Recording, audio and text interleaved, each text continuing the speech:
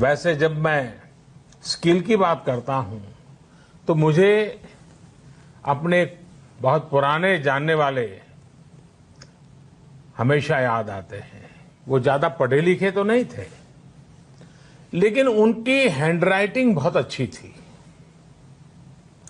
समय के साथ उन्होंने अपने हैंडराइटिंग में और भी नए स्टाइल जोड़ दिए, यानी खुद को रिस्किल किया। उनकी ये स्किल देखकर लोग खुद उनके पास पहुंचने लगे। लोग उनसे कहते थे कि हमारे यहाँ स्पेशल ओकेजन है तो इनविटेशन कार्ड पर नाम वगैरह लिखने का काम आप कीजिए।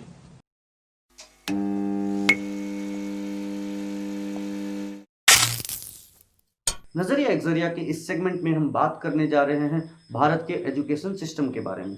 अभी कुछ दिनों पहले ही सारे बोर्ड्स के रिजल्ट आए। कुछ बच्चों का नसीब अच्छा था कि वो अपने रिलेटिव्स से बच गए और अपने माँ बाप की शान बन गए। वहीं कुछ रिलेटिव्स के अच्छे दिन आ गए, क्योंकि अब आपको चुगली करने का और किसी को नीचा दिखाने का सही मौका भी मिल गया होगा। अगर शर्मा जी का बच्चा टॉप कर गया तो क्या हुआ, वर्मा जी का बच्चा तो है।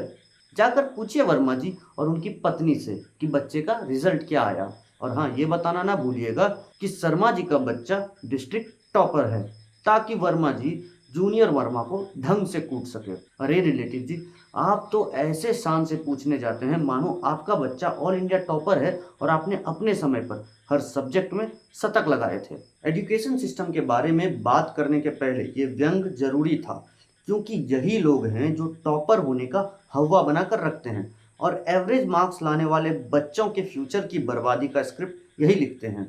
हम साफ कर दें कि हमें टॉपर्स से कोई प्रॉब्लम नहीं जी, उन्होंने मेहनत की है तभी टॉप किया है और वो वाहवाही के पात्र हैं। उनका रिजल्ट देखकर लगता है कि वो भविष्य में बहुत कुछ अचीव कर लेंगे, तो उनकी टेंशन कम है। इसीलिए हमारा फोकस एवरेज बच्चों पर है, क्योंकि ऐसा नहीं है कि ये बच्चे मेहनत नहीं करते, बस इनका इंटरेस्ट कहीं और होता है। कोई खेलने में अच्छा है तो कोई पेंटिंग में, या फिर कोई अन्य स्किल्स में पैशन रखता है। और ये रिलेटिव्स इन बच्चों की ज़िंदगी में आकर ऐसा भूचाल लाते हैं कि ये अपने सब्जेक्ट्स में तो एवरेज थे ही, जो थोड़ी उम्मीद इनके स्किल्स या पैशन बेस्ड फ्यूचर की थी उसमें भी आग लगा देते हैं। हो सकता है कि कुछ लोग हमारी बात से डिसएग्री करें, उनके लिए ये सिचुएशन है। आप ईमानदारी से जवाब दीजिएगा। मान लेते हैं कि आपका बच्चा 65% मार्क लाता है, वहीं आपके पड़ोसी का बच्चा 95% मार्क लाता है। दूसरे दिन आपका बच्चा क्रिकेट खेलने जाना चाहता है, क्या आप उसको खुशी खुशी जाने देंगे? अगर आपका जवाब है हाँ, तो आपके बच्चे से खुशनसीब कोई बच्चा नहीं, उनको पेरेंट्स के रूप में ही भगवान मिल गए हैं। वहीं अगर आपका जवाब है ना, तो एक एक्सपेरिमेंट करें। उस टॉपर बच्चे को क्रिकेट पिच पर अपने बच्चे के अगेंस्ट उतारें। शायद तब आपको अपने बच्चे पर नाज करने के लिए एक रीज़न मिल जाएगा। ऐसा नहीं है कि आपका बच्चा मेहनत नहीं करता, कोई भी एग्जाम्स में एवरेज परफॉर्म नहीं करना चाहता, बस कुछ किसी और फील्ड में इंटरेस्टेड होते हैं, तो कोई थोड़ा डल होता है। आप बच्चों के पेरेंट्स हैं, अगर आप अपने बच्चों को नहीं समझेंगे और ऐसे स्ट्रेस सिचुएशन में साथ नहीं देंगे, तो समाज और उनके दोस्तों से क्या उम्मीद करते हैं। अब आते हैं हमारे एजुकेशन सिस्टम की ओर। तो जहां हमारे पेरेंट्स का नाम स्कूल में क्लास 1 में लिखाया जाता था और असली पढ़ाई क्लास 6 या 7 में शुरू होती थी, वहीं आज के स्टूडेंट की पढ़ाई क्लास केजी से ही शुरू हो जाती है। बच्चों का बचपन स्कूल का बस्ता धोने में निकल जाता है, बाकी बचपन होमवर्क बनाने के स्ट्रेस में बीत जाता है। मेरे कुछ सवाल हैं हमारे सिलेबस सेट करने वाले महानुभावों से। एक बात बताइए, ये कॉमर्स पढ़ने वाले बच्चों को शेक्सपियर पढ़ना क्यों ज़रूरी है? मानते हैं थोड़ी लैंग्वेज की पकड़ ज़रूरी है, तो वो तो क्लास 10 तक में हो ही जाता है। बाकी चीज़ें बच्चे अपने लाइफ टाइम में भी तो सीख सकते हैं। एक सवाल है क्लास टीचर्स से कि इतना होमवर्क क्यों देते हैं आप? मतलब कि 6 घंटे काफ़ी नहीं थे कि बचे हुए 12 घंटे भी बच्चे आपका क्लास समझने में निकाले, फिर आपका होमवर्क करे और नेक्स्ट लेक्चर पढ़कर तैयार रखें। अब ऐसा ही चला तो बच्चा अपना पैशन कैसे ढूंढेगा? और अगर कोई स्किल्स हासिल करना चाहे तो कैसे करेगा? और फिर लोग स्टूडेंट्स और जॉब सीकर्स से कहते हैं कि you are not skilled enough to be employed. अजीब हिपोक्रेसी है। एक सवाल है स्कूल बुक तैयार करने वालों से कि आप ये एक बात बताइए कि एक साइंस के स्टूडेंट को ये जानना क्यों जरूरी है कि पानीपत की लड़ाई कब लड़ी गई, इसमें कौन कौन हिस्सेदार थे और किसने किसको धोखा दिया। मतलब पहले शायद जरूरी था क्योंकि इंफॉर्मेशन आसानी से अवेलेबल नहीं था, पर आज स्मार्टफोन और इंटरनेट के ज़माने में क्यों। मतलब जिसको हिस्ट्री में इंटरेस्ट है उनको बताइए क्यों साइंस के बच्चों के मार्क्स के दुश्मन बने हुए हैं। एक सवाल है गवर्नमेंट कॉलेजेस से कि क्या सिर्फ कन्वेंशनल कोर्सेज के द्वारा आप 100% जॉब गारंटी दे सकते हैं? क्यों नहीं आप स्किल्ड प्रोग्राम चलाते हैं? एक सवाल है प्राइवेट स्कूल्स से, एक बात बताइए, ये जो आप एडवर्टाइज करते हैं कि 100% प्लेसमेंट, तो आप ये क्यों नहीं बताते कि इलेक्ट्रिकल इंजीनियर के पढ़ाई करने वाले बच्चों को सेल्स की जॉब मिली। मतलब कि आपके यहाँ लाखों लाख खर्च करने के बाद अगर 10,000 की नौकरी मिले तो ऐसे पढ़ाई का क्या फ़ायदा। क्यों ना बच्चे 12th के बाद से ही सेल्स में घुस जाएं, कॉलेज का खर्च भी बच जाएगा और 3 साल के अंदर उसकी सैलरी दोगुनी भी हो सकती है। सही कहा था सुशांत सिंह राजपूत ने कि हम वही घिसी पिटी एजुकेशन सिस्टम फॉलो कर रहे हैं, जहां हमें बच्चों को सिखाना चाहिए कि लाइफ के स्ट्रेस को कैसे डील करें, बच्चों के पैशन को पहचान कर उनके रिलेटेड फील्ड में स्किल्ड बनाएं। उसकी जगह हम आज भी आदम जमाने के एजुकेशन सिस्टम पर डिपेंडेंट हैं। आपको अग्री करना होगा इस बात पर कि इस जनरेशन से पहले जो जनरेशन थी उनको एक्सपीरियंस जॉब ज्वाइन करने के बाद मिलता था। एग्जाम्पल चाहिए तो लीजिए, जब बैंक का कंप्यूटराइजेशन हुआ तब जाके वहाँ के कर्मचारियों को कंप्यूटर सिखाया गया और ऐसा हर फील्ड में हुआ करता था। पर आज कोई भी कंप्यूटर बेस्ड जॉब के लिए आपकी टाइपिंग स्पीड लगभग 52 वर्ड्स पर मिनट होनी चाहिए।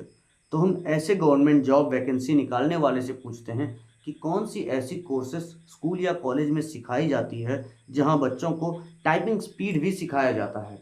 हम थोड़े खुशनसीब थे कि हमें आईसीएसई बोर्ड में पढ़ने का मौका मिला, पर वहाँ भी हमें किसी ने टाइपिंग कैसे करते हैं ये नहीं सिखाई।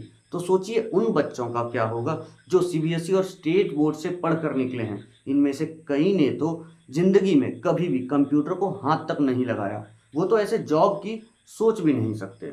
कई जॉब हैं ऐसे, जैसे स्टेनोग्राफर की जॉब, वीडियो एडिटर या फोटो एडिटर की जॉब। ऐसे जॉब्स जहां स्किल्स चाहिए पर सिखाने वाला नहीं है। तो जो भी आज के युवा को ये बोलता है कि you are not skilled enough, उनके लिए ये जवाब है, yes we are not skilled enough, not because we didn't try, just because our education system, society and this market did not even try to provide us any opportunity where we can learn the required skills. We are just burdened with the fancy English of Shakespeare and lengthy equations in math, physics and chemistry. Frankly speaking, I have scored 95% marks in both the board exams. I have maintained an A plus grade in every exam. I have a bulk of information stored which is useless now. And if this information was useless, then why did I spend my whole life learning it? Education की बात आए और reservation की चर्चा ना हो तो अधूरा सा लगता है। हमसे पूछे तो हम कहेंगे कि हाँ, आज भी रिजर्वेशन ज़रूरी है, उतनी ही जितनी तब ज़रूरी थी जब रिजर्वेशन को इंट्रोड्यूस किया गया था। कुछ लोग हमसे डिसएग्री करेंगे कि नहीं, आज उस लेवल पर कास्ट डिस्क्रिमिनेशन नहीं है। तो उनको हम ये जवाब देंगे कि जी हाँ, आज भी कास्ट बेस्ड डिस्क्रिमिनेशन एग्जिस्ट करता है, बस हम नोटिस नहीं कर पाते, जैसे पुराने ज़मानों में कोई नोटिस नहीं कर पाता था। रिजर्वेशन एक अपने में ही बड़ा टॉपिक है जिसको इस वीडियो में कवर करना मुश्किल है। इस टॉपिक को हम किसी और वीडियो में कवर ज़रूर करेंगे। अब मेरे नज़रिए से हमारा एजुकेशन सिस्टम एक क्वालिटी एजुकेशन सिस्टम है, पर आउटडेटेड है। इस कारण से हमारे ग्रेजुएट्स अनएम्प्लॉयड रह जाते हैं। ऐसी बढ़ती आबादी में जब तक हम हर साल कम से कम 1 करोड़ जॉब क्रिएट नहीं करते, तब तक हमारे यूथ अनएम्प्लॉयड ही रहेंगे। पर सरकार भी लिमिटेड जॉब्स ही क्रिएट कर सकती है, बाकी लोगों को खुद करना होगा। तो हमें चाहिए कि हम बच्चों को कन्वेंशनल कोर्सेज की जगह स्किल बेस्ड कोर्सेज में जाने दें। इससे ये होगा कि स्किल बेस्ड जॉब की डिमांड बढ़ेगी और कॉलेजेस में इन कोर्सेज को चलाने के लिए एनकरेजमेंट आएगा। वहीं पेरेंट्स के मेंटालिटी को भी चेंज करना होगा। आप आउटडेटेड ट्रेंड को फॉलो कर रहे हैं। 1990 से पहले सबको लॉयर, टीचर, आईएएस या गवर्नमेंट एम्प्लॉय बनना था, वो भी तब जब भारत में इंजीनियर्स और डॉक्टर की डिमांड थी। 1990 के बाद हमारा देश तेज़ी से तरक्की करता है और कई नई कंपनियां मार्केट में आती है। इससे इंजीनियर्स और डॉक्टर की डिमांड बढ़ी, पर आज मार्केट कंप्लीटली सैचुरेटेड हो चुका है, जहां आज टॉप कॉलेजेस के इंजीनियर्स की सैलरी कम है। ये इसलिए नहीं कि हमारे यहाँ इंजीनियर्स की क्वालिटी अच्छी नहीं, पर इतने इंजीनियर्स आ चुके हैं कि इंजीनियर की डिमांड गिर गई है। वहीं और ज़्यादा डॉक्टर्स की ज़रूरत है इस देश को, पर कॉलेजेस में सीट फिल नहीं हो पाती। आपको समझना होगा कि हर बच्चे का आईक्यू और इंटरेस्ट एक जैसा नहीं होता है, और जॉब कोई स्टेटस वाली बात नहीं है। मतलब आप ही कहते हैं ना कि आज समाज में कास्ट बेस्ड डिस्क्रिमिनेशन नहीं है, तो अगर पंडित का बेटा पंडित या इंजीनियर का बेटा इंजीनियर नहीं बना तो इसमें कोई शर्म की बात नहीं। क्या आपको पता है कि एक पनवाड़ी का मंथली कमाई हमारे देश में इंजीनियर से ज़्यादा है? वो घर वालों के साथ रहता है। वहीं सेम चीज़ एक किराने वाले या कोई बिजनेसमैन की है, पर आप स्टेटस के चक्कर में अपने बच्चे की ज़िंदगी खराब कर रहे हैं। दूसरा, हमारे देश में करियर काउंसलर और साइकियाट्रिस्ट की बहुत ज़रूरत है। 10th तक तो बच्चों को पता ही नहीं होता कि वो करे क्या, वो जिस चीज़ में भी स्किल्ड है उसमें कोई फ्यूचर है या नहीं। अब आज के पेरेंट्स को इंजीनियर्स, डॉक्टर्स, आईएएस या सीए के अलावा कोई जॉब दिखता ही नहीं। अगर बच्चा इन जॉब्स के लिए मना कर दे और पेरेंट्स इन बच्चों से पूछे कि क्या बनना चाहते हो, तो मेजोरिटी को नहीं पता होगा। और ये प्रॉब्लम ज़्यादा रूरल या लेस अर्बनाइज्ड सिटी की बात हो रही है। बड़े शहरों में जॉब्स होते हैं तो वहाँ के बच्चों को थोड़ा आइडिया होता है, पर गांव या छोटे शहरों में बच्चों को ये पता ही नहीं होता कि बाहर शहरों में क्या क्या जॉब पॉसिबिलिटीज़ है। तो हमें चाहिए कि हर स्कूल में एनुअली एक करियर काउंसलिंग हो, जहां पास आउट हो रहे बच्चों की 1-on-1 गाइडिंग हो। साथ ही हर स्कूल में साइकियाट्रिस्ट की बहुत ज़रूरत है। भारत में मेंटल प्रॉब्लम को पागलपन समझा जाता है, जहां डिप्रेशन, स्ट्रेस को बहाना समझा जाता है। डिस्लेक्सिक बच्चों को बेवकूफ़, ये बदलना होगा, नहीं तो हर साल की तरह आने वाले सालों में लाखों बच्चे डिप्रेशन, स्ट्रेस और बुलिंग के कारण सुसाइड करेंगे।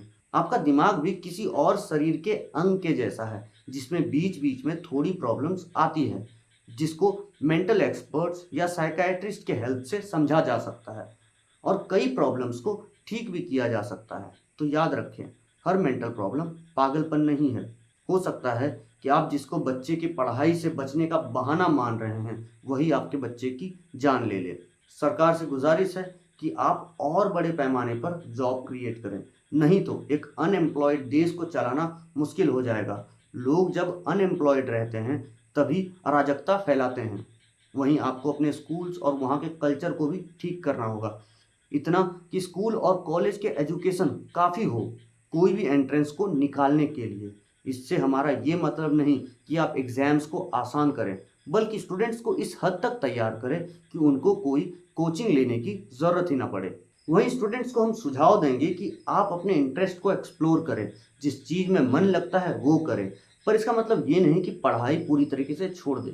एक बेसिक एजुकेशन होना ज़रूरी है, क्योंकि एक एजुकेटेड इंसान ही सही और गलत में फ़र्क कर सकता है। आप एवरेज हैं तो अपने वीक सब्जेक्ट को सुधारें। अगर आप फेल कर रहे हैं तो ये आपकी गलती है, क्योंकि आपके ही क्लास में और बच्चे अच्छे मार्क्स ला रहे हैं। अगर आज के कंपटीशन से ही डर गए तो ज़िंदगी के बाकी स्ट्रगल में कैसे परफॉर्म करेंगे। हमारी बातों से अगर आप सहमत हैं तो हमारे चैनल नज़रिया एक ज़रिया को सब्सक्राइब करें। अगर कोई सजेशन, रिक्वेस्ट या डिमांड हो, या फिर अपना नज़रिया बताने के लिए कमेंट करें। वीडियो अच्छा लगा तो लाइक करें और इस नज़रिया को लोगों तक पहुंचाने के लिए शेयर करें।